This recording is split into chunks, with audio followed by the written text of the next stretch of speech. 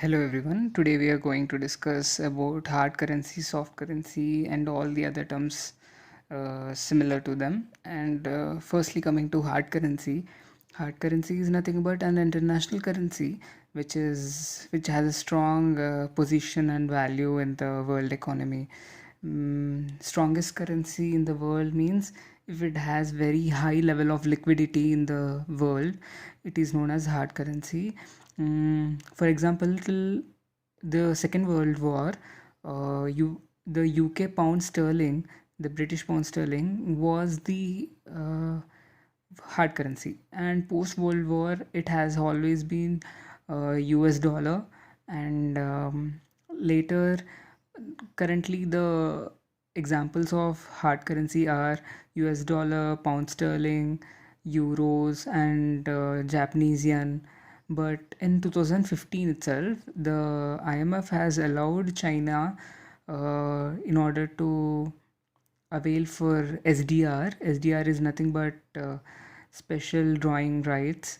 So for that, for availing SDR, IMF has allowed for the SDR to be denoted in the Chinese yuan.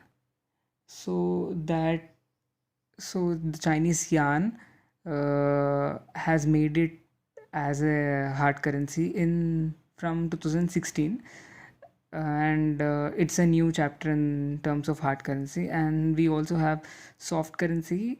Soft currency is nothing but the opposite of hard, and it means basically in an economy, if there is huge availability of a soft currency, of a currency in general, in the foreign exchange market, it is known as soft currency. For example, in the Indian economy or the Indian foreign exchange market, we have Indian rupee with the highest level of liquidity, and it is known as soft currency.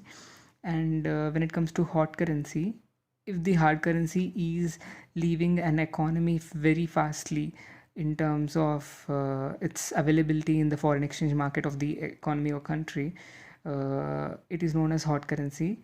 And for example, we have US dollar as a hot currency during the Southeast Asian crisis. So US dollar was decreasing in the Southeast Asian nations back then. So it was called a hot currency in that situation. And in that situation, currency of the domestic currency of the country or the economy is known as the heated currency when the hard currency is exiting or is hot, because the domestic currency will be under pressure, will be under uh, heat. It means it will be under the pressure of depreciation. We know that a domestic currency undergoes depreciation, that is, its value against a hard currency or its value against a foreign currency decreases. It is known as depreciation. So the domestic currency will be under depreciation pressure when a hard currency is exiting an economy. And we also have cheap currency or cheap money. It is when the interest rates are basically comparatively cheaper or lower, and in this case dear money or dear currency, the interest rates are comparatively costlier or higher.